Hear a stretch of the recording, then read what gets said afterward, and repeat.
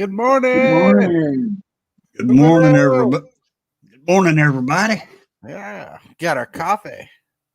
Yep. Yeah, Good it is old coffee. delicious. Ooh. Cafe. Oh yeah, we might have a person or two jumping in as we stream. Let's say hi to the chat. We got Mrs. Hillbilly. You rock. James, you rock too.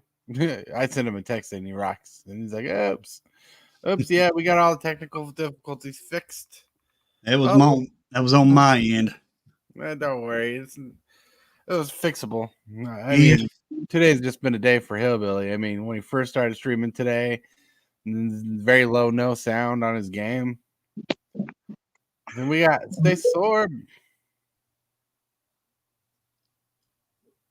He's there. It's the ghost of Stasis Orb. Yeah, he's wanted to show. Sorry, guys. He just wanted to show his logo. He's like, I just want to show my logo. Yep. There it is. No. There it is. And how you doing, Coogie dude? I'm doing good. Oops. Yep. What did I do? You turned the camera off.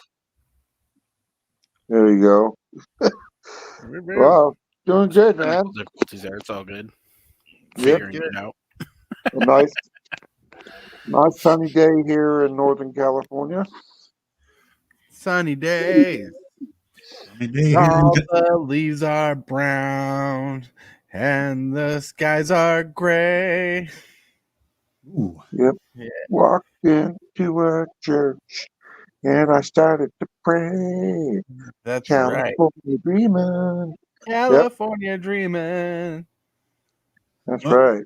Before we begin today, may I say something, Tortoise? Yes, it's probably about what I was about to bring up. So go ahead. All right. Everybody in chats, please remember D. Lawson and his family right now. D. Lawson just lost his mother-in-law. And I'm dedicating my next stream this afternoon to D. Lawson and his family. Right. See, I was just about to bring up D. Lawson and keep him in your thoughts and prayers because what he's gone through. So, yeah, I don't mind. Because, not every day is going to be a fun day for us, but, we got a community to help us to get through it, Yeah, so is this a member of the community? Yeah, he's the last person to win off my channel, like win a giveaway. He's also He's also been a long time subscriber of my channel too. Right. Okay. So I didn't hear what happened to him. So, in a nutshell, his mother-in-law passed away.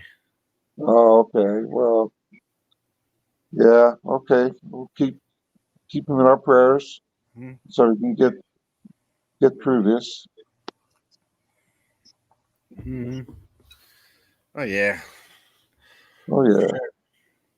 TCG dude says, "Good morning, y'all. Just woke up 15 minutes ago and had to play nurse for the night, and not in a fun way. I'm sorry, bud. So, like today, I woke up because I got a phone call saying, hey, I need labs done before next week for an appointment. Then a cat knocked over the cat tree, which our cat tree is a 7-foot cat tree, so that was not a fun sound. Ooh.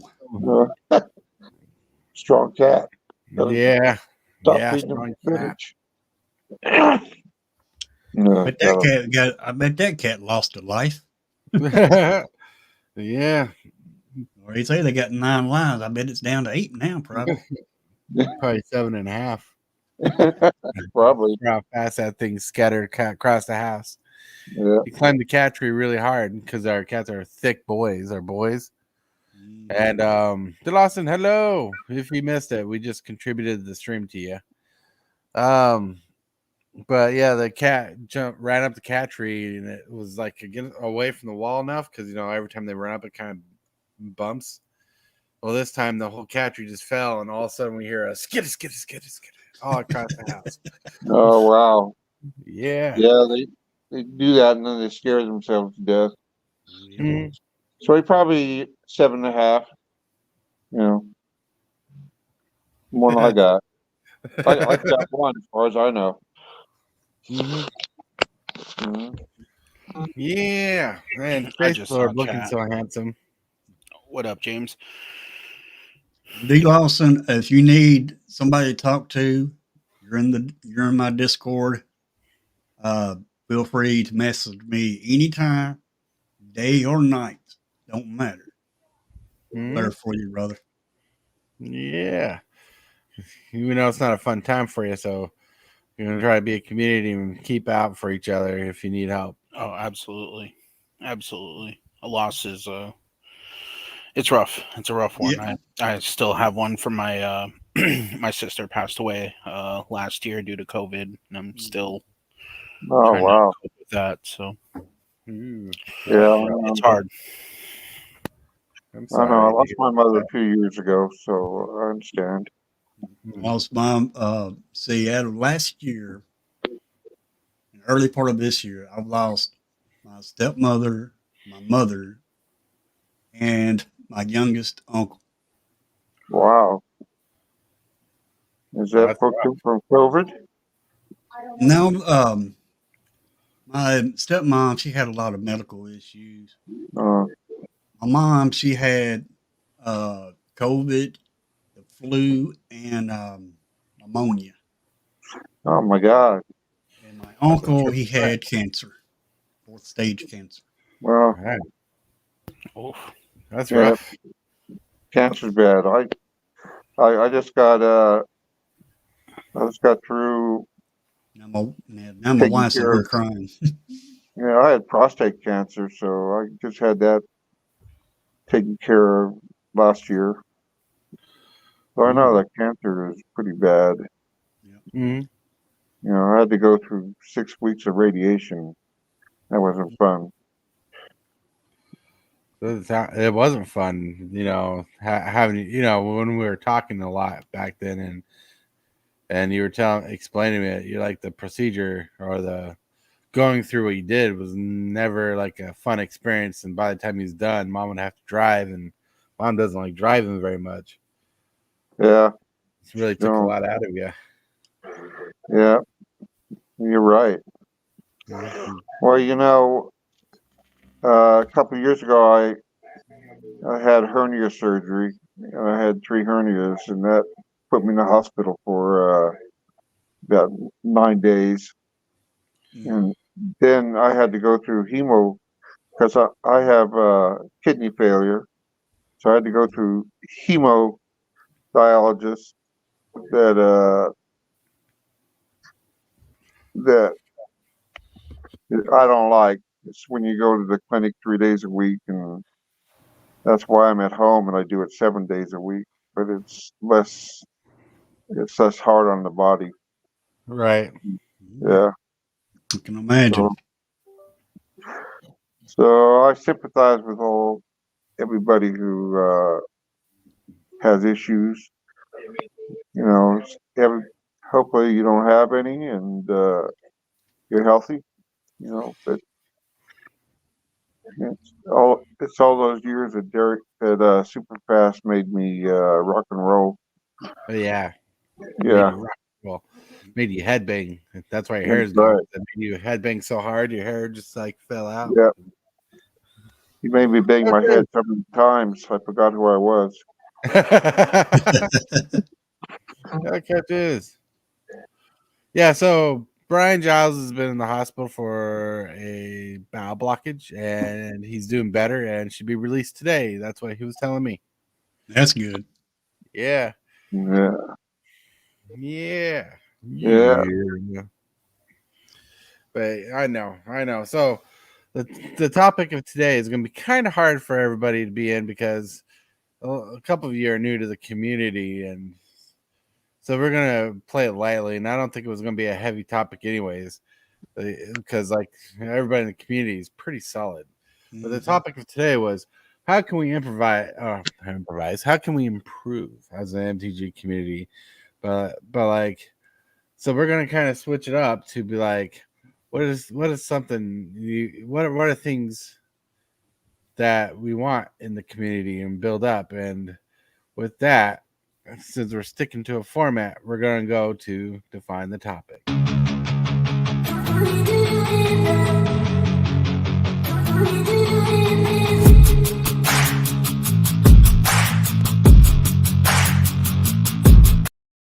Woohoo!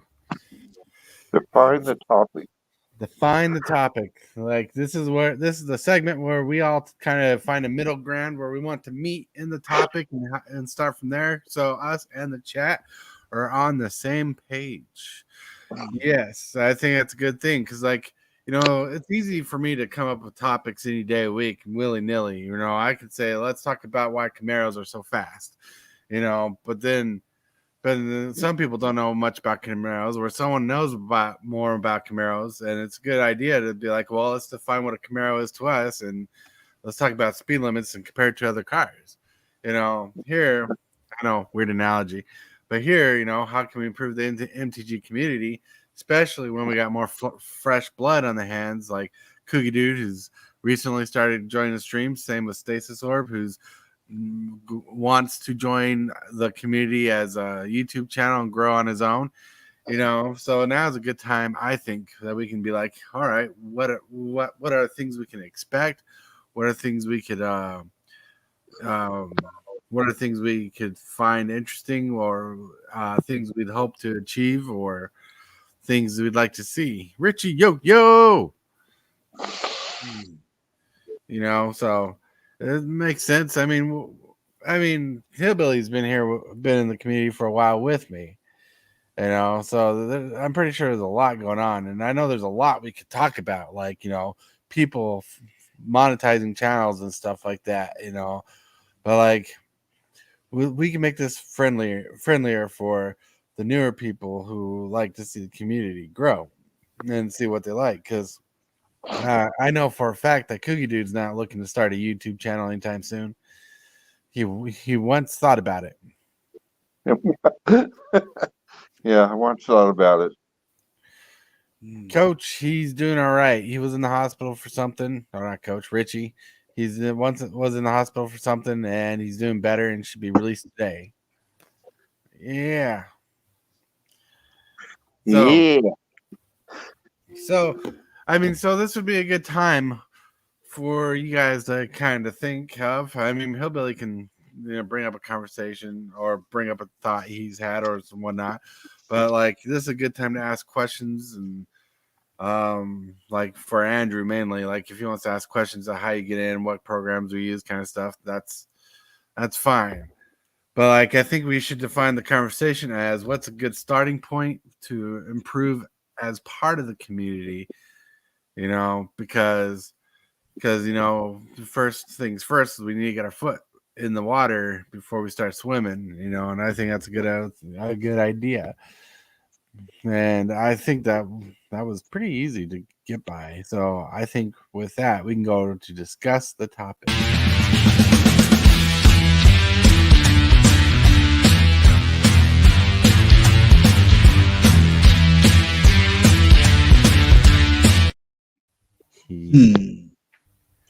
Discuss the topic. Oh yeah. So since I'm new to the community, I really don't know how to improve it, because you guys have been doing this for a while and you already have your base set up, and you already have a format that you go by. I mean, you go by, you have a topic to talk about, and then you have open forum. Right. You know, and so, I mean, you choose the topic because it's your channel. Right. Right. But I guess anybody could, at any time, you know, suggest a topic, you know, even if you have one planned. Right. You know, so, but, you know, I'm just learning Magic, the Gathering. I just started, I played a couple games. You know, I don't understand. They don't tell you how to do everything. They kind of, I'm on the very beginning. They give you a lot of hints, but they say one of the things they did was say cast a spell, use a creature. Well, they don't tell you how to cast a spell, Mm-hmm. you know. So you said you can cast a spell, but I don't know how to cast a spell because they don't show you, they don't tell you. It just said use a creature. What You know, I don't know if the game does it for you or. the way I look at that is I compare your land as money and the cost of the creature, which is at the top of the creature card or the instant sorceries. You got to pay for that creature to come onto the battlefield. In order to pay for it, you got to take your land and tap it. In order to pay for that creature to come on or spell to come out on the battlefield.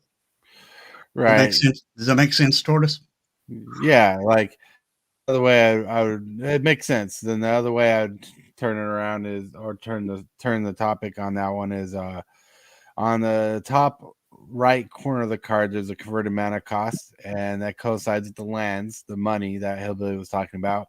And you want to turn those lands sideways, which is what they call tapping, and that'll add mana to your mana pool, which will go into feeding the spell's cost when you cast it.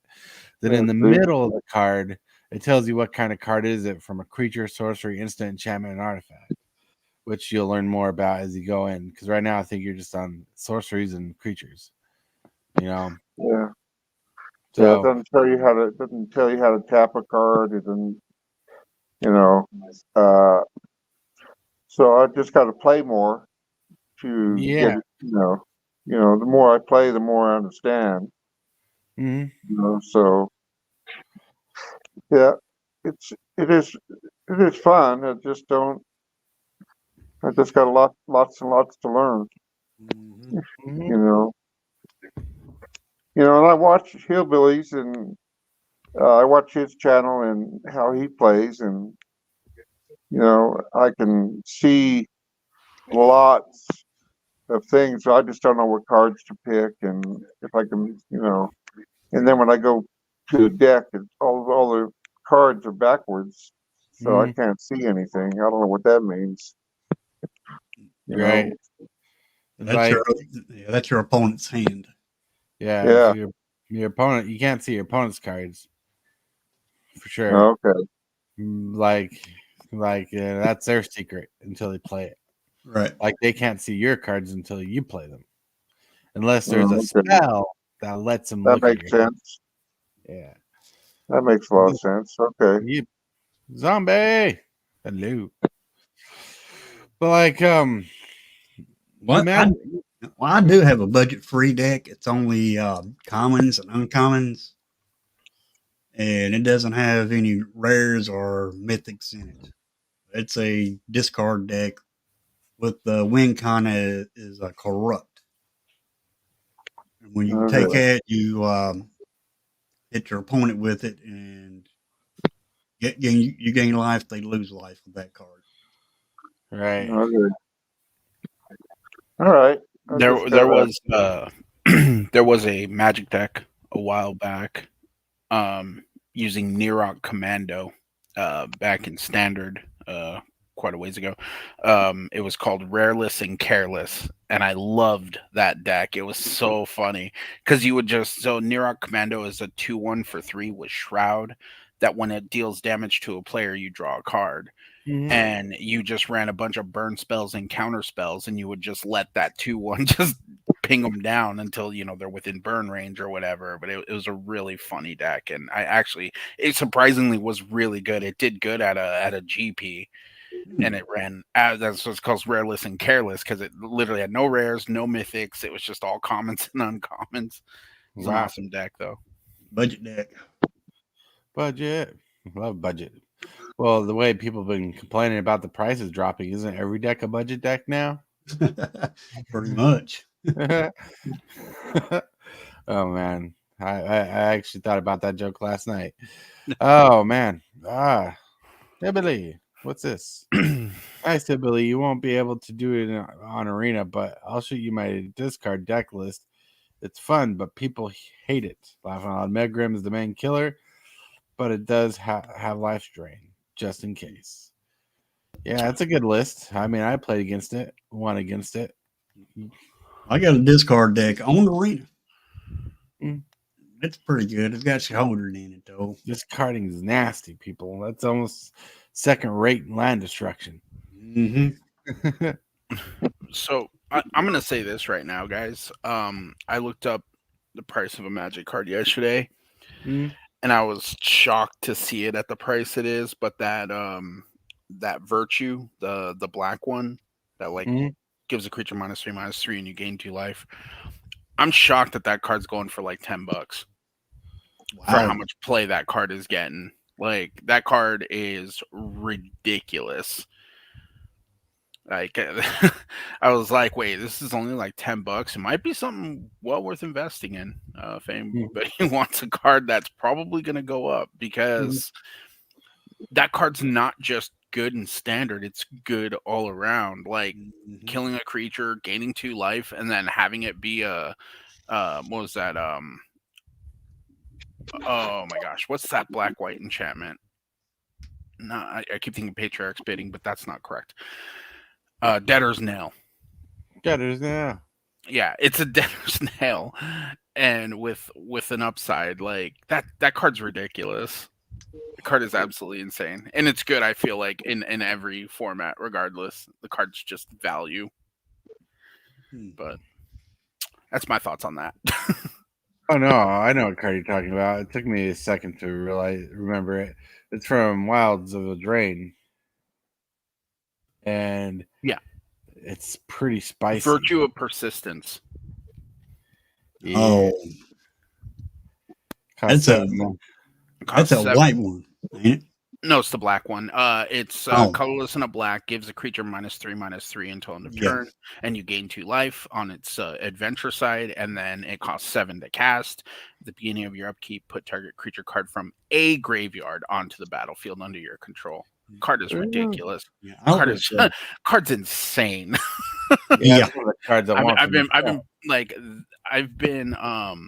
been playing quite a bit of been messing with standard a little bit recently, and that card, if you're playing black, that's like a 4 of it. Like every deck I've seen, I'm just like, it's crazy. The card is absolutely ridiculous. I like the white one. The white one's good if you're like a token deck, an instant 2/2 creature. But I will say that the black one, I think personally, is the best one. It's the best cycle of all of them. And the reasoning for it is because it kills a creature. It gains you life. It's like Control just got like helped out. And I think it helps mid-rangey decks too. If you're a mid-range kind of deck, it's a perfect card for that kind of deck, because it just, if you're playing against mono red, it kills their creatures, you gain life, like that puts you so far ahead.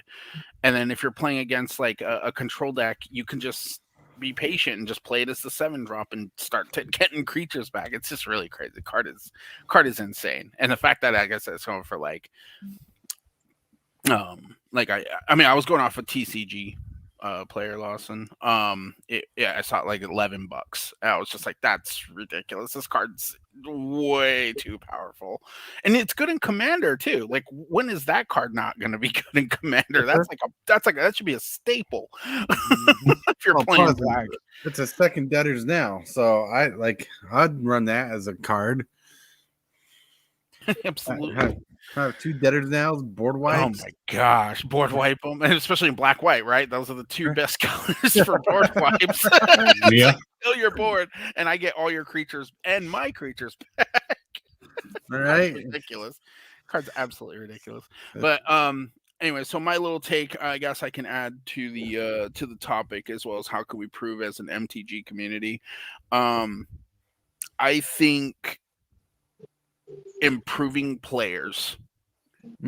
I think that's a great way. I think that's it's because you go to because we talked about this previously, where you go to a card shop and you might not be a very good Magic player, and especially if you're new, you're not going to be a good Magic player. That's just how it goes.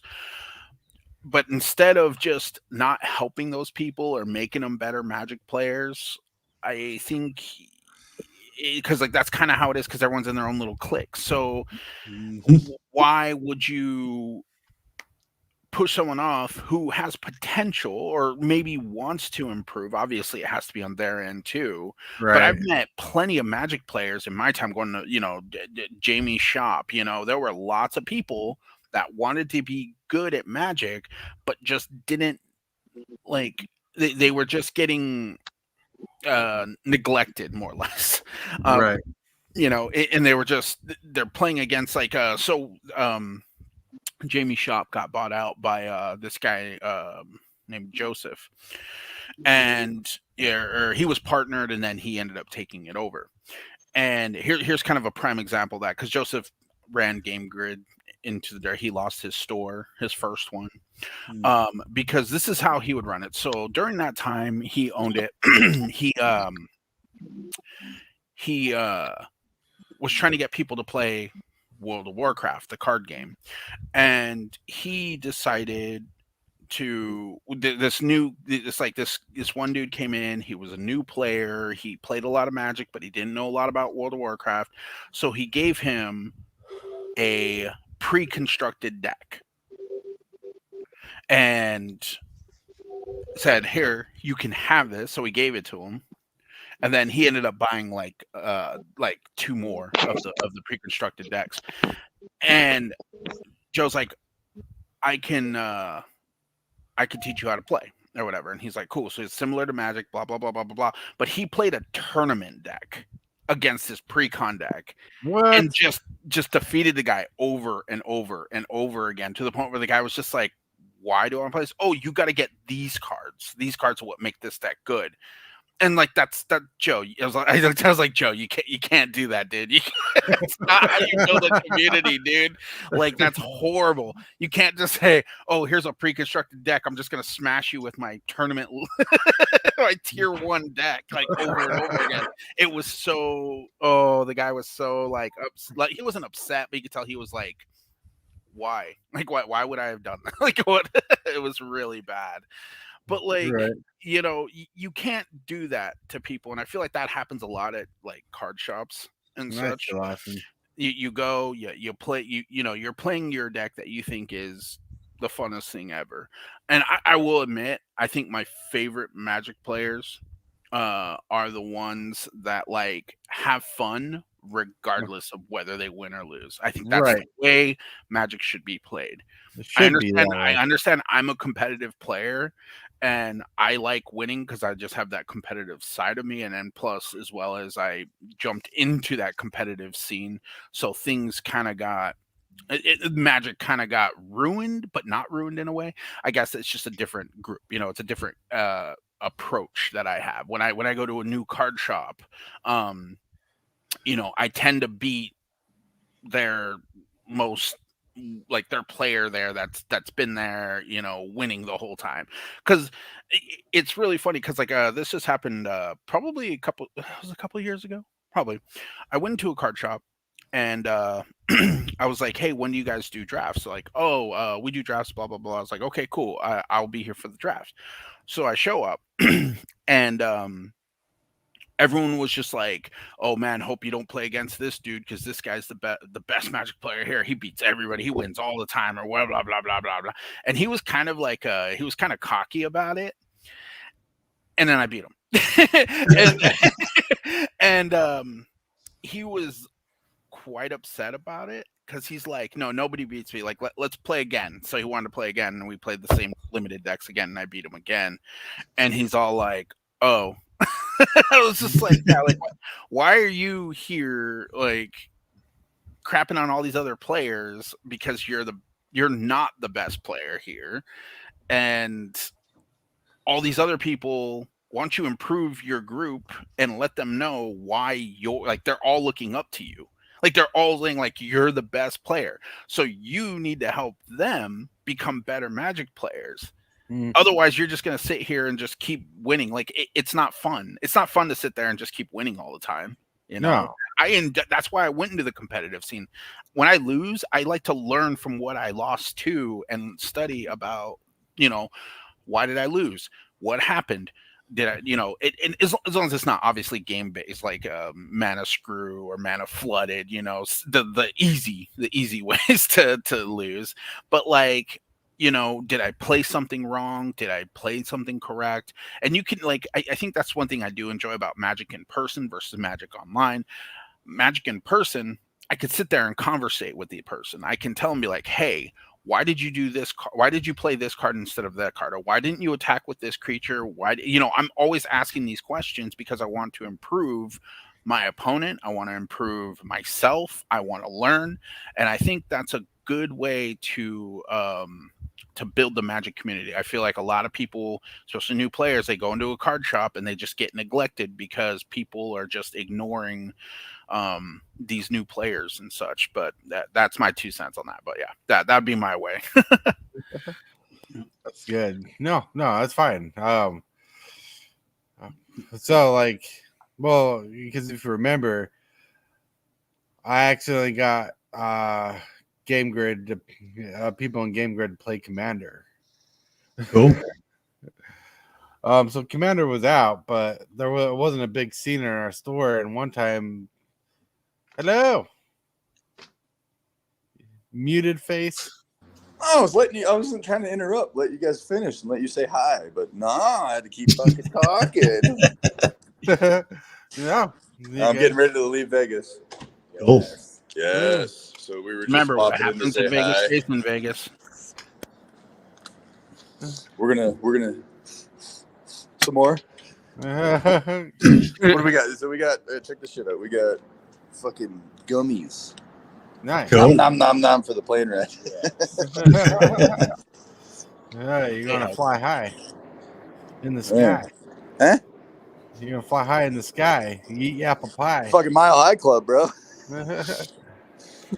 That's awesome. 10 miles high. So I got some really cool stuff real quick. Tons of cool stuff. I just really want to shill some shit real quick. Prime has another sponsor. Oh yeah. Nice. Yep. From a local game store Cool. that does better deals than mine. So it's Nice. wild. Nice. 183. Holy cow. That's a pretty good deal. Yeah, that's why I got it. But they said I could get collector boxes of that price shipped Uh-huh. for the channel. Cool. Just can't break street dates. Oh, you can't break street dates. Like, meaning you can't open them until the release date. Yeah. Or like not before all the cards are spoiled, that kind of stuff. Mm-hmm. So Nice. I thought that was really cool. And I saw your John Avon signing. That was awesome. Yeah. So I got 3 Urborgs signed. He was super cool, super nice. I asked for silver, got gold. Yeah. It's just like, what? He's like 90, so I was all right with it. Didn't want to say anything. Nice. And then I basically got a Mark Poole signature for free. Mm-hmm. So that was fucking sweet. That's pretty cool. Anyway, you guys, and we got Kyle in a really nice altar. Cool. Hell yeah. I don't want to derail your topic. There you go. Hey, this is a special drop. I saw that. You saw nothing. Oh man. I seen that cigarette. Cigarette. Okay. What's blown up here? Okay. But no, so he's taking a little break, but like, yeah, what I was talking about was like I actually got Commander started in our store because one time Andrew and I went to a pre-release and I got a very poopy pool and I was very unhappy with it.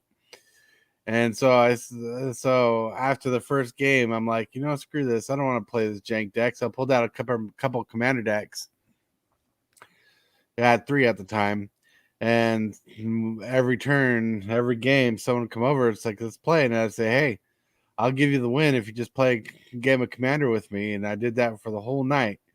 But I was there. People would come in, get the win for their pre-release, but come and play a game of Commander. Even if they win or not, they're still getting the win. And apparently, the next couple days, Jamie's shop was getting bought out of Commander product and stuff because people really enjoyed the game. Cool. Yeah. Yeah, the Well, Commander community really grew after that, and other people started building decks, and it was really, really cool.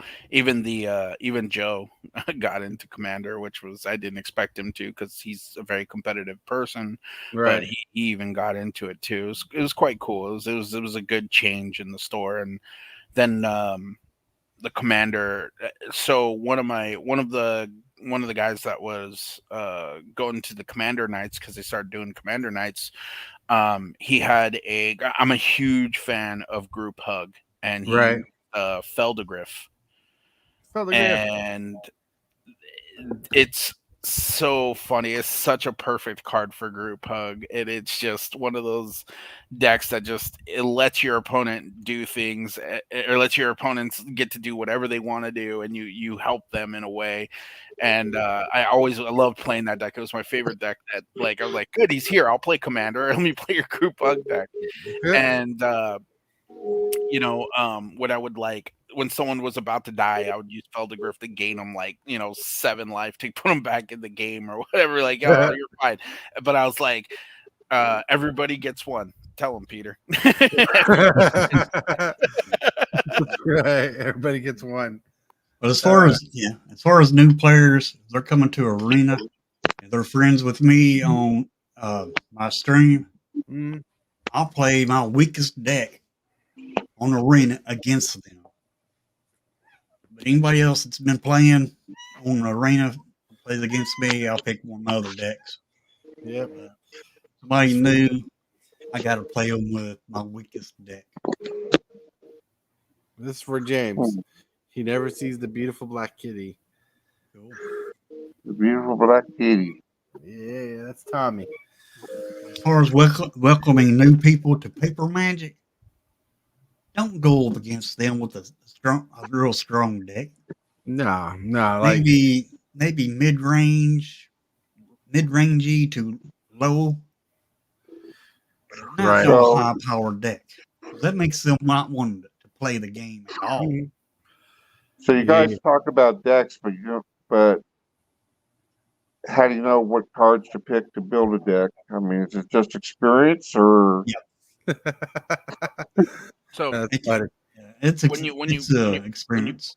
It's all based on experience for sure, as well as asking people hey, this card seems really powerful, and something there was this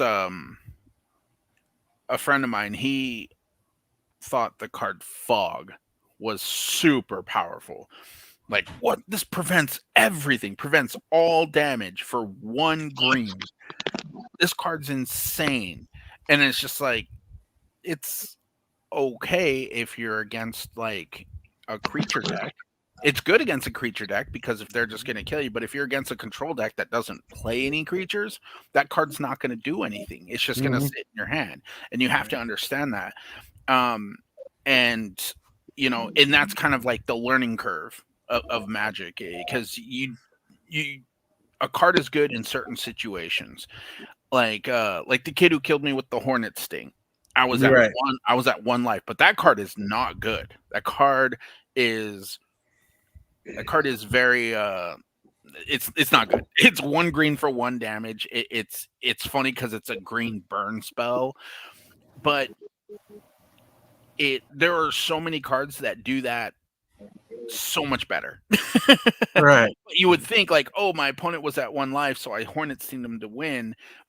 That's funny. That's just a funny story. I think it's hilarious I died to a Hornet Sting, but it's a card that's initially not good. But you look at it and be like, oh, it's a green deck that does burn damage. Well, the green card does burn damage.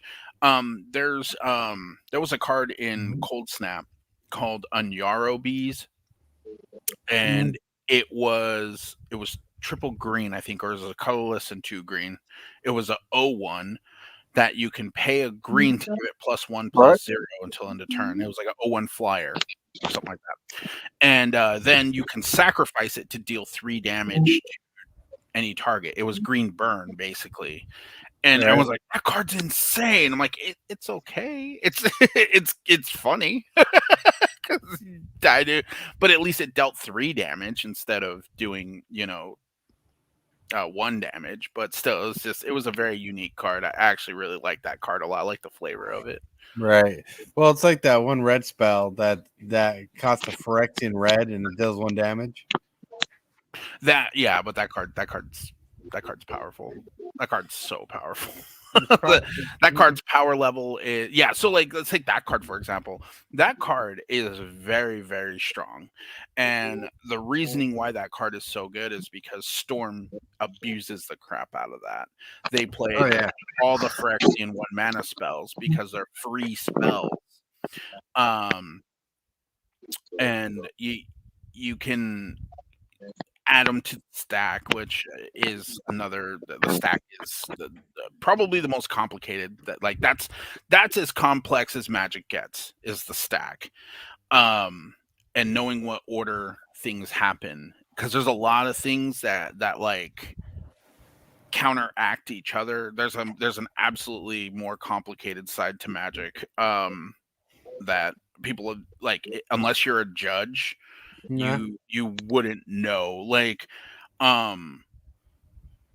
just an example. There's what was it, City of Brass. It taps to add a mana and then it deals 1 damage to you, but you said it wrong. You said it wrong. Okay. Yeah, every time the land is tapped you take a damage. Whenever it's tapped you take a damage, which that damage actually goes on the stack, right? Which is really odd that you can lightning bolt someone and kill them before you take that damage. Right. It's very weird. I meant that City of Ass, not that you said that you described the wrong card, but City of Ass. That isn't that a Magic card? That's a Magic card too. That's on it's an unset card. Yeah, the more you guys talk, the less I know. Yep. Well, you're only young in this game, Dad. So, bro, I played the game and I feel like that all the time. Yeah. So, I mean, it's great hearing everything you guys have to say. I mean, I'm like a sponge. I take it all in. So I just, going to take baby steps and listen to you guys. And learn as I go along. The time Derek's 60, I'll be okay. There's funny about that. There was this not recently, but probably in the past 5 years, I think.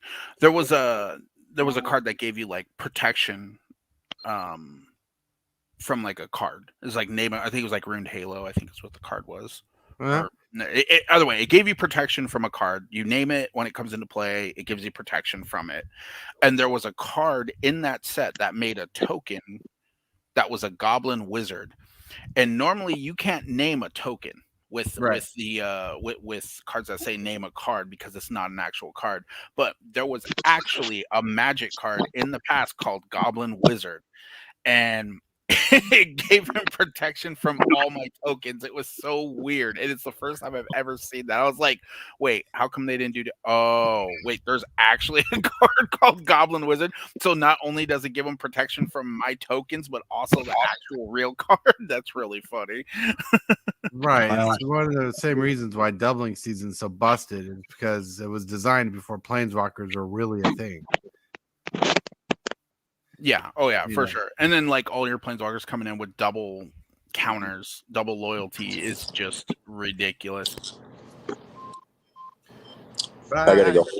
All right. See you later, I'll see you guys when I get home. All righty. Brian, take care. Bye. Have a safe trip, Prime. Yeah. So, but one thing I think the community should definitely be more for is the community definitely needs to help out more people, and I think the community altogether. I'm trying to enclose it to the community that makes us the YouTube community. I think we should as a community like try to help each other stand taller and shine it out. Like, I've gotten a lot of support that I didn't even really recognize until later. Like when I was trying to reach 500 subscribers, I had a couple channels I didn't even know. So copy my subscriber count and post it on their channel saying, help get this dude to 500 subscribers. I'm like, holy cow, I wasn't even subscribed to that dude. Wow. Yeah. So it's amazing what people can do or what people will do. And that was kind of outside of our realms of community.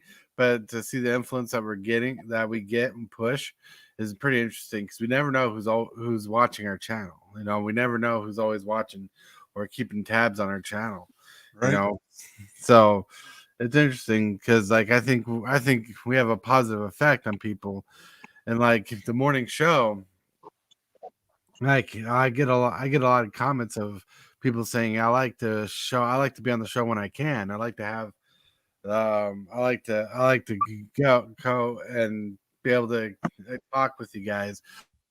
Sundays being the biggest days for that. But like for example, one person who always wants to join the show but seems to be always busy, and he always tells me he's busy, but can't wait to be on the next time is Tabalt's Apprentice.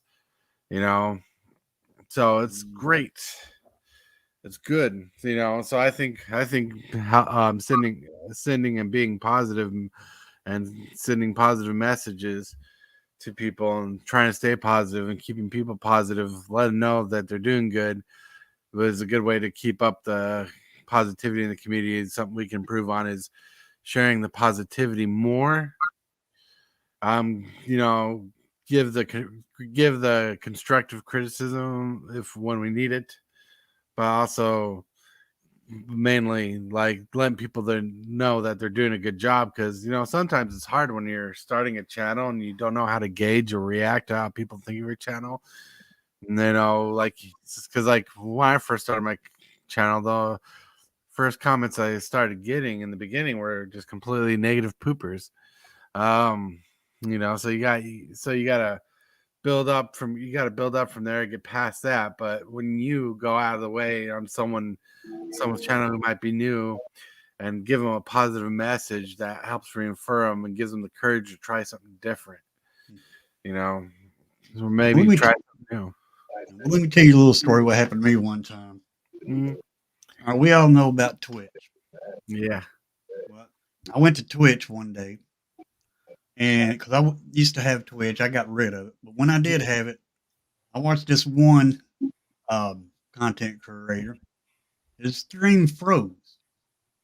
I told him about it. Then he kicks me off his stream, bans me from his stream. I'm like, okay, I'm just trying to help you, and you want to do this to me?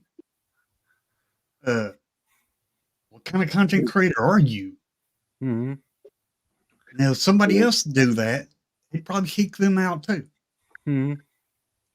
That's not good for your channel to do people like that. Well, yeah. Now somebody does me like that. I'm like, all right, cool, thank you. Just like this morning, when I was having issues with my audios, what did you do, Tortoise? You told me, hey, something's wrong. Right. And I'm like, okay, thank you. Right, because you don't always know. It's all like when you're streaming, and like for those people who haven't streamed before, you don't get to hear the sound of your stream when you're streaming, so it's hard to know and gauge if you're having sound issues or not. Right. So it's easier to say, hey, there's no sound, than it is to be like, dude, this place sucks. Tell them there's no sound because they're trying to fix your stream or try to improve the quality, because sometimes we don't know what's going on. I love criticism. Right. I just love it because it helps me improve. Right. Yeah. That's how we are. Well, constructive criticism. there are some people who just want negative all the time, just to be negative. Right. Then there's other people who are the opposite, but if you're doing a stream, you got to expect to get the worst with the good, Mm. and you just ignore the bad ones. And, sometimes negative criticism will help you get better. But I don't find fault in. I mean, you can't find fault in somebody's having technical difficulties. Right. I mean, it's not that like you planned it that way. You just got to work on it, and like you did, you just went through the show and you kept on working on it, and finally you got it working correctly. So, yeah, thanks to Superfast, Yep. You and Superfast actually, because you was there too, giving me criticism, Yeah. a little bit of criticism too, and I appreciate that from both of y'all. Yeah, it wasn't really criticism; it was just pointing out the facts. Right. You know? I mean, yeah, I was trying kind to of like criticism, but y'all I'm help just me thinking out, of, and I appreciate that. Mhm. yeah, you're welcome. I'm just trying to think of things that might help you fix it. Right. That's all I was doing. And for those of you out there in chat, in the future, the chat world and whatnot, to be honest with you, it's better to say something than it is to not say anything at all. If you don't want to be, if you feel like what you say is going to be negative, don't be afraid to say it if you feel like it's going to be negative, because the worst thing for a streamer or a YouTube creator is the dead silence of nothing. Because with that, we don't know where we need to improve. We don't know how we stand in your eyes. And when, as a creator, we're trying to appease you by being better. And without that criticism or that thought or that desire for something a little more unique, that's helpful information. When you have a possibly negative comment to a positive comment, we love the feedback because it gives us something to gauge. It's like being able to bounce off a wall, see how the reaction goes without any words. And we think we're doing fine, or we don't know if we're doing bad. We can't progress without your help in the community of chat and commenting that something needs to be improved or how you feel about it. I like that last comment that D. Lawson made there, please. Yeah.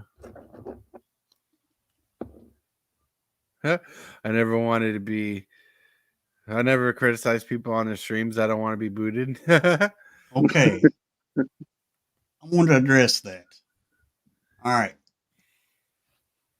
What do we want, Superfast, for our streams? We want a good quality stream. And we want subs. Right. That's what a stream thrives on, is subs. So a content creator does not you criticize a content creator. If they don't want their channel to grow, they will boot you. That means they're not too good. They don't care about their channel. Right. That's not a good content creator. What makes a good content creator is one that takes criticism. Right. Because if you criticize my channel, my stream, thank you. Mm-hmm. You're not going to get, but I guarantee you will not get booted. Right. There are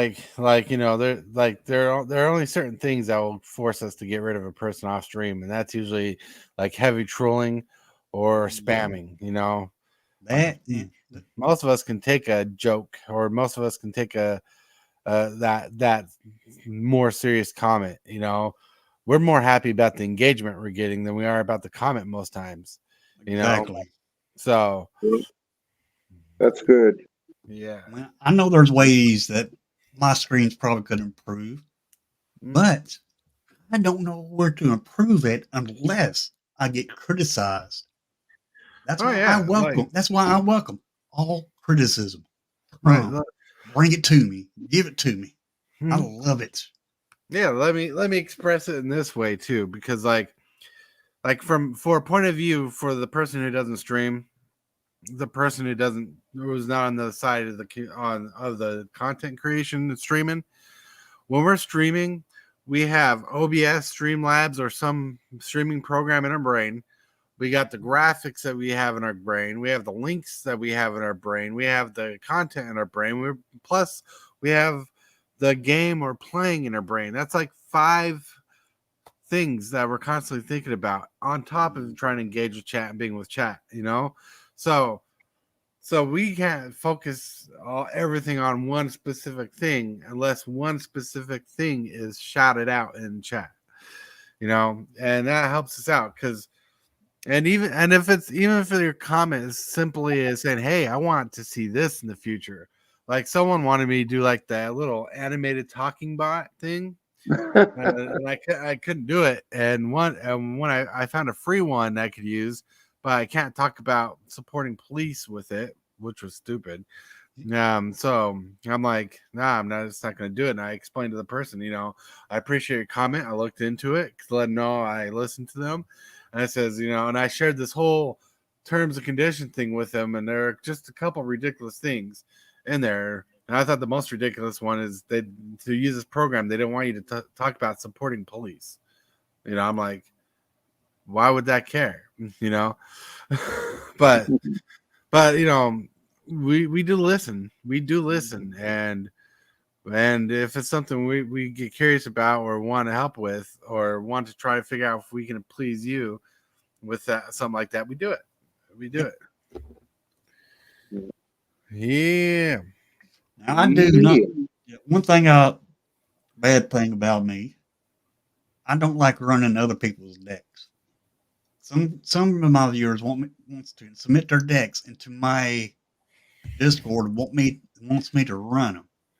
I like running my own decks. I need to improve there. Mm-hmm. I'm going to improve that. Alrighty. Now we're gonna clear our brains and we're gonna go to the open forum.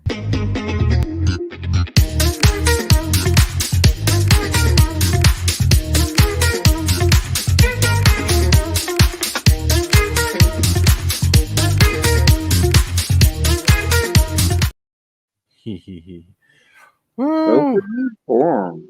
Yeah, this is the part of the show where we get to talk about anything we want. Doesn't have to be on topic. It's the time where we can debrief our brains and relieve our nerves. Relieve our nerves, I should say. But yeah. I got a question for D. Lawson. D. Lawson, what's your favorite Magic colors? Favorite Magic card to the D. Lawson out in the chat. I'm going to use those colors to build a deck this afternoon to dedicate to him and his family. He loves Termaglyph. No, I'm kidding. I don't have it. Pancakes are yummy. Did you really try that? Did you really try that? Or are you just saying that to be funny? Pancakes are funny, are yummy. Well, That's these right. are Planeswalker pancakes. So Wizards of the Coast is working with IHOP, and IHOP is making Planeswalker themed pancakes, and they're usually kind of like a colored fruit on pancakes, basic pancakes with a colored fruit, and they're calling them Planeswalker pancakes. Like Liliana's like some dark berry. D. Lawson says black green is his favorite colors. Then like you have like a strawberry cherry for Chandra, who's red, you know, just different fruit flavors and all that jazz. You know, some fun things. I've seen one content creator said that IHOP was nasty. I like IHOP. It's location based. I've been to good IHOPs. I've been to terrible IHOPs. This content creator is overseas. Right. I don't know. He's a German content creator. And he said that. I'm like, IHOP nasty. IHOP is breakfast food. I love breakfast. Dang, like it. Give me some breakfast. Well, did he have IHOP over there, or did he come to the States and have IHOP? Mine been over there. Well, no, I don't know, because he said he never heard of Gotcha. Gotcha.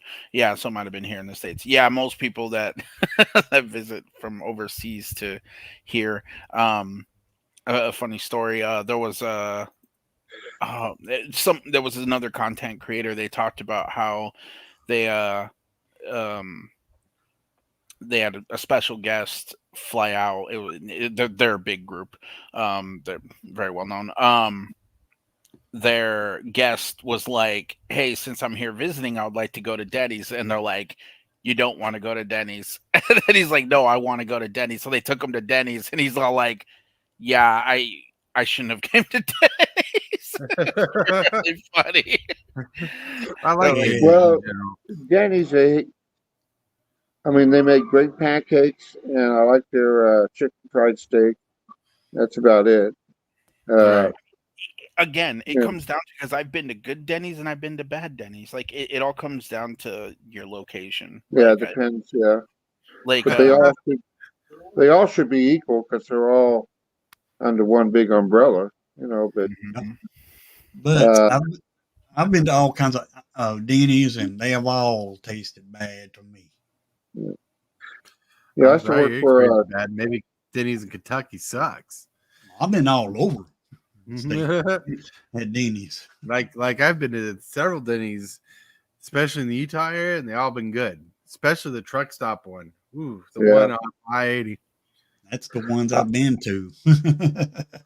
Right. Yeah, I've been to the truck stop ones. There's one up in. I think we have 3 or 4 in the area. We've had one that's been there since I was in high school, and they got new ones. So that's a long time to be at a location. Mhm. Well, like I know for a fact that Denny's, where I used to live, closed down because of health issues. So I don't know how they were at the end of their lifespan, but they opened a new location in the truck stop area where it's a lot cleaner, more neater, more nice. That was a really good Denny's for sure. Was Like that in? the wife and I enjoyed a good meal with the mom and pops over there. What's up? Was that in Utah? Yeah. Yeah. We've Didn't we had go to a Denny's. Denny's here in Reno when you were here? Yeah, we Maybe. did. We went to Denny's the first day I came into town, and we hung Yeah. out with Mike and the family. What do you think of that one? That was the one in. They're pretty decent. I mean, yeah. they did a really good job for having like 15 people there and serving them in a certain amount of time.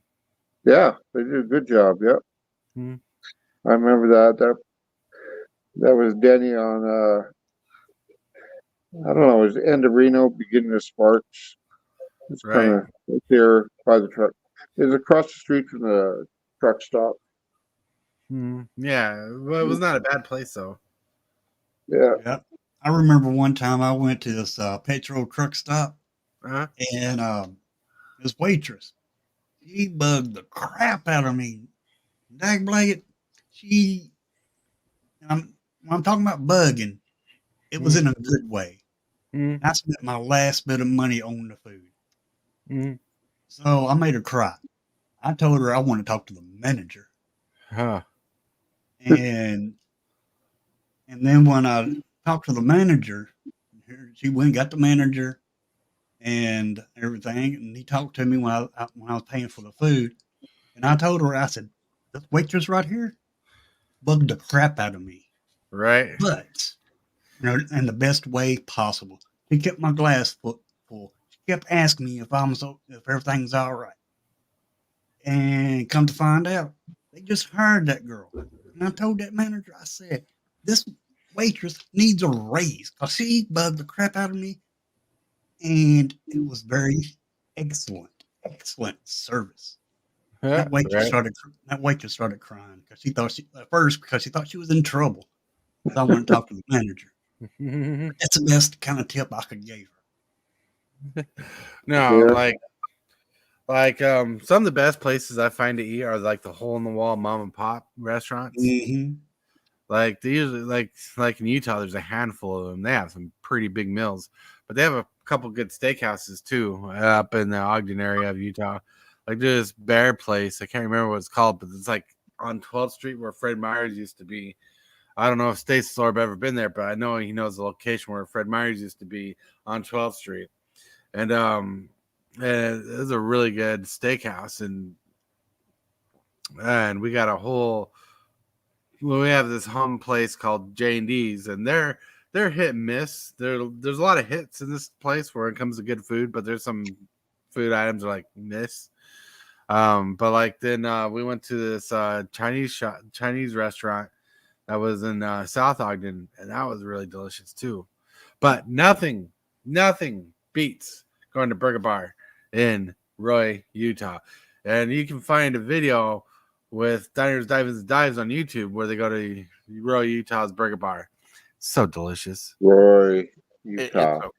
I remember Roy, Utah. That's right. I remember Ogden. Yeah. At first, I mean, it's changed a lot. You know, when I was there, it was kind of little. When I lived there in the 90s, it was kind of little. It was, right now it's bigger. Yeah. It's quite popular. There's usually always a bunch of people there. At least every time we drove by, there was a group of people there. Their bison burgers are really, really good. I will admit that. But outside of that, though, like I don't know, it was okay. If there's any place I miss from Utah, and like I want it, like when I go back. Well, there's two places. There's two food joints I would go back to. One would be Zupa's, Cafe Zupa's, because that place was amazing with their soups and salads and sandwiches. All their food there is good. And then the other place would be Beto's. Beto's. Oh which my god! Now Rancheritos. Well, the family just split up, and there's a Beto's down on 8th Street, I think. Mm-hmm. And then there's a Rancheritos up on 25th Street. Wow. Right. There's one in Brigham. I think is a Beto's too. Beto's. So there's like 3 different names now. Yeah. And I will tell you the best time, the best drunchies after a bar, because they're open 24/7 and they have these massive breakfast burritos for like $4. Oh my gosh, they're so freaking good. Yeah, those would be like the 2 places I would go to if I visit Utah. Yeah, like I like getting the California breakfast burrito. I go to Rancheritos or Beto's. Yeah, I'm the horchata. Yeah, I'm the ham and egg breakfast burrito, because they load it with so the ham and egg breakfast burrito. It's ham, eggs, homestyle potatoes, with just covered in cheese, right. Wrapped in a big burrito. Oh, it's so freaking good. And there's bacon in there. Freaking good. Oh, and if you get the bacon one, yeah, you can get so the bacon. Good. The and bacon. They're huge. They're huge. Like I no joke, they are massive. Like you will eat about half of one and then be like, oh well, now this is lunch. Right? Like, oh my gosh, it's so good, so freaking good. Yeah, they have this place in Reno that makes burritos, and when you order one, it's 14 inches long and 6 inches wide. You know, it's a astada. What is it? Carne astada? Carne astada, yeah. Oh, yeah. Oh, so good. You can't eat the whole burrito. I'm just living in West Virginia, and they got a hillbilly hot dogs there. Oh. Hot dogs. What's a hillbilly hot dog? A hillbilly that's been marinated in whiskey? You know it? Well, it's a foot-long hot dog, and they pile everything on it. Nice. And it's best hot dogs you can get. It's all beef hot dogs too. Nice. Hot dogs. I've had footlongs from Sonic, and I've always been disgruntled about how lame Sonic's footlong hot dogs are. Yeah. But hillbilly hot dogs is better. Yeah. Well, fellas, better. I gotta hop out of here. I have to get ready for work. So, all right, bud. Work. What's that? See you, say so. We're about to wrap up anyway, so you have a good night, bud. All right. Have a good night, man. A good day wherever you are. Yeah. That show you mentioned, Hillbilly Hot Dogs was on it too. Nice. All right. All right. Everybody. We're going to call this a day. I didn't realize we were 11 minutes over. That's fine. We're going to have fun talking about food. Yep. You guys Now are we Always been on food. Hold on. Now we gotta go eat. See you, everybody. You guys have All a right. wonderful day. All right. Have a good one, everybody. Shockwave! What is your command, Megatron? Subscribe.